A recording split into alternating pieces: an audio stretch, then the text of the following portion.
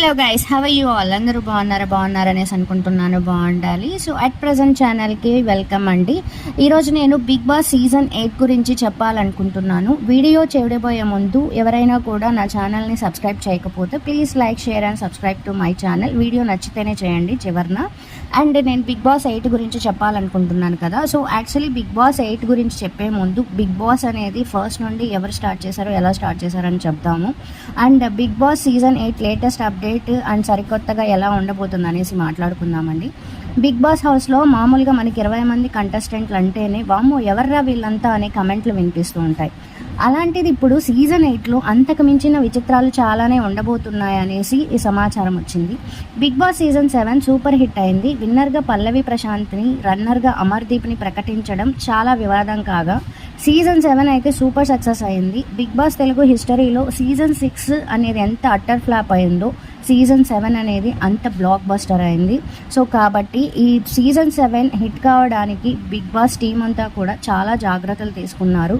కంటెస్టెంట్ల ఎంపికలోను, టాస్క్ల విషయంలోనూ, ఎలిమినేషన్స్లోను, నామినేషన్స్లోను అండ్ విజేతల ఎంపికలోనూ వీళ్ళు చాలా ట్విస్టులు జరిపారు.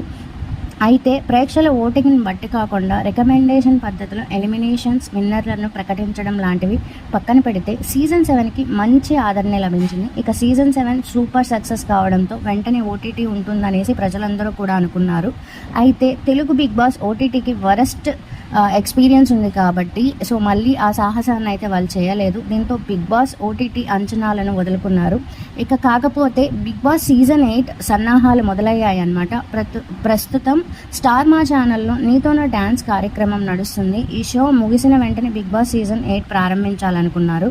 గత సీజన్ సెప్టెంబర్ నెలలో ప్రారంభమైంది. సీజన్ 6 అట్టర్ ఫ్లాప్ కావడంతో బిగ్ బాస్ సీజన్ 7 అనేది కాస్త లేట్గా ప్రారంభించారు. అయితే సీజన్ 7 సూపర్ హిట్ అయింది కాబట్టి ఈసారి సీజన్ 8ని కొంచెం ముందుగానే తీసుకురావాలనేసి స్టార్ మా వాళ్ళు కానీ బిగ్ బాస్ వాళ్ళ యాజమాన్యం కానీ భావిస్తున్నారు అన్నమాట.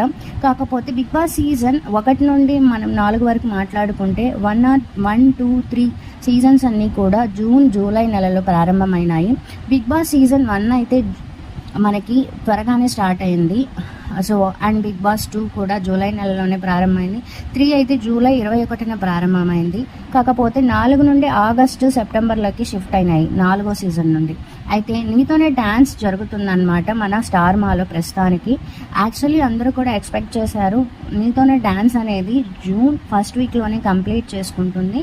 ఆ సెకండ్ వీకెండ్ నుండే బిగ్ బాస్ సీజన్ 8ని ప్రారంభించాలని. కాకపోతే నీతోనే డ్యాన్స్ అయితే ఇంకా జరుగుతూనే ఉండడం వల్ల నాకు తెలిసి బిగ్ బాస్ సీజన్ 8ని జూలై కాకుండా ఆగస్టులోనే మళ్ళీ ప్రారంభిస్తారని. అన్ని సీజన్ల మాదిరిగా కాకుండా సో ఈ సీజన్ అనేది చాలా అంటే చాలా డిఫరెంట్గా ఉండకపోతుంది. మామూలుగా అయితే మనకి 20 మంది కంటెస్టెంట్లు వస్తాయి, ఎవర్రా వీళ్ళంతా అనే రకంగా ఉంటుంది.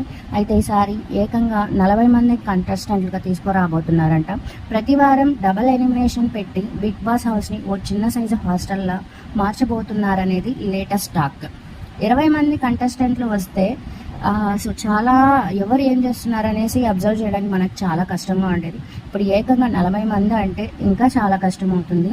అలాగే మనం చెప్పుకుంటే ఈ సీజన్స్లలో మనం అబ్జర్వ్ చేసామంటే ఇంతకుముందు మనం చూసిన సీజన్స్లో ఎక్కువగా యూట్యూబర్సే ఉన్నారు. సో ఈ సీజన్లో కూడా 40 మంది ఉంటున్నారు కాబట్టి 2 హౌసెస్గా ఉండబోతాయి అనేసి నా అంచనా. ఈ 2 హౌసెస్ అనే కాన్సెప్ట్ నేను తమిళ సీజన్లో చూసాను ఇంతకుముందు, బిగ్ బాస్ 7 తమిళ సీజన్లో.